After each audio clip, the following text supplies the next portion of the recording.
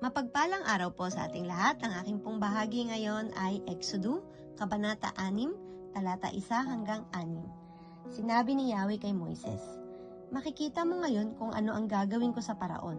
Hindi lamang siya mapipilitang pumayag na kayo'y umalis, ipagtatabuyan pa niya kayo." Muling isinugo si Moises.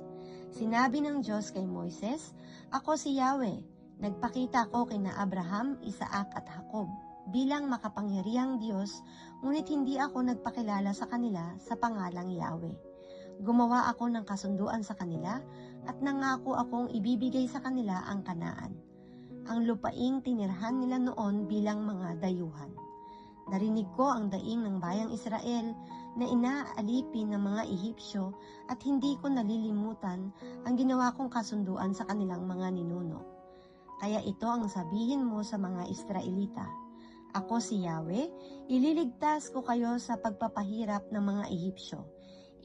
Ipadarama ko sa kanila ang bigat ng aking kamay, paparusahan ko sila at kayo'y papalayain ko mula sa pagkaalipin." Ito ang salita ng Diyos. Amen. Mapagpalang araw po sa ating lahat. Narito po ang aking daily devotion sa Book of Exodus, chapter 6, verse 7 to 12. Ituturing ko kayong aking sariling bayan at ako ang magiging Diyos ninyo. At makikilala ninyo ako, si Yahweh, ang inyong Diyos, ang nagligtas sa inyo sa pagpapahirap ng mga Ehipsyo. Dadalhin ko kayo sa lupaing ipinangako ko kina Abraham, Isaac at Jacob, at iyon ay ibibigay ko sa inyo. Akong si Yahweh. Sinabi ito ni Moises sa mga Israelita. Ngunit ayaw nilang maniwala dahil sa panghihina ng loob at dahil sa matinding kahirapang kanilang dinaranas. Nang muli silang mag-usap, sinabi ni Yahweh kay Moises, "Pumunta ka sa Paraon at isabihin mong payagan nang umalis ang mga Israelita. Kung ang mga Israelita ay ayaw makinig sa akin, ang Paraon pa kaya? Ako'y hindi mahusay magsalita," sagot ni Moises. Amen po. Isang mapagpalang araw pong muli sa ating lahat. Aking pong muling ibabahagi sa inyo ang pang-araw-araw kong gawain mula sa salita ng Diyos. Sinasabi po dito sa ika-6 ng Exodo, versikulo 13 hanggang 18. Ngunit sinabi ni Yahweh kina Moises at Aaron, "Sabihin ninyo sa mga Israelita at sa Faraon na itatasan ko kayo na ilabas sa Ehipto ang mga Israelita." Ang pinagmulang angkan ni na Moises at Aaron, versikulo 14. Ito ang mga puno ng pinagmulang angkan ni na Moises at Aaron. Ang kay Ruben na siyang panganay ni Israel ay sina Enoch, Fallu, Hezron at Carmi. Ang kay Simeon ay sina Hemuel, Hanin, Ohad, Hakin, Zohar, at Saul na anak ng isang Kananea.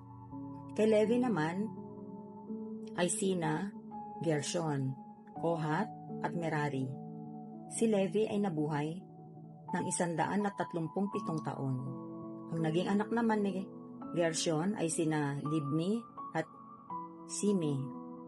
Ang kay Kohat naman ay sina Amram, Izar, Hebron at Uziel.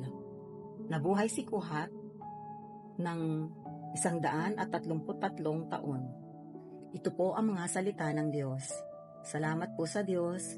Amen. Ang aklat ng Exodo, Kabanata 6, versikulo 19 hanggang 24. Naging anak ni Merari sina Mahali at Musi. Ito ang maangkan sa lipi ni Levi. Napangasawa ni Amram si Jochebed na kapatid ng kanyang ama at naging anak nila si Aaron at Moises. Si Amram ay nabuhay ng 137 taon. Naging anak ni Izar sina Korah, Nefeg at Zigri. Ang mga anak naman ni Uziel ay sina Misael, Ilzaphan at Sitri. Napangasawa ni Aaron si Elizabeth na kapatid ni Naason at anak ni Aminadab. Naging anak nila sina Nadab, Abihu, Eleazar at Itamar. Ang mga anak ni Korah ay sina Azir, Elkana at Abiasap. Ito ang mga angkan sa lipi ni Korah. Ito ang salita ng Diyos. Amen. Our devotion for today is from the book of Exodus, chapter 6, verse 25 to 30. At si Eleazar na anak ni Aaron ay nag-asawa sa isa sa mga anak ni Putel at ipinanganak niya si Phinehas. Ito ang mga pangulo sa mga sangbahayan ng mga magulang ng mga Levita ayon sa kanilang mga angkan. Ito'y si Aaron at si Moises na siyang pinagsabihan ng Panginoon, ilabas ninyo ang mga anak ni Israel sa lupaing Ehipto ayon sa kanilang mga hukbo.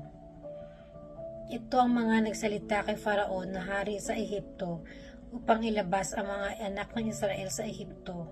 Ang mga ito'y si Moises at si Aaron. At nangyari ng araw na magsalita ang Panginoon kay Moises sa lupain ng Ehipto, na sinalita ng Panginoon kay Moises na sinabi, Ako nga ang Panginoon, salitain mo kay Faraon na hari sa Ehipto ang lahat ng aking sinasalita sa iyo. At sinabi ni Moises sa harap ng Panginoon, Narito ako'y may mga labing dituli at paanong si Faraon ay makikinig sa akin. This is the word of God. Amen.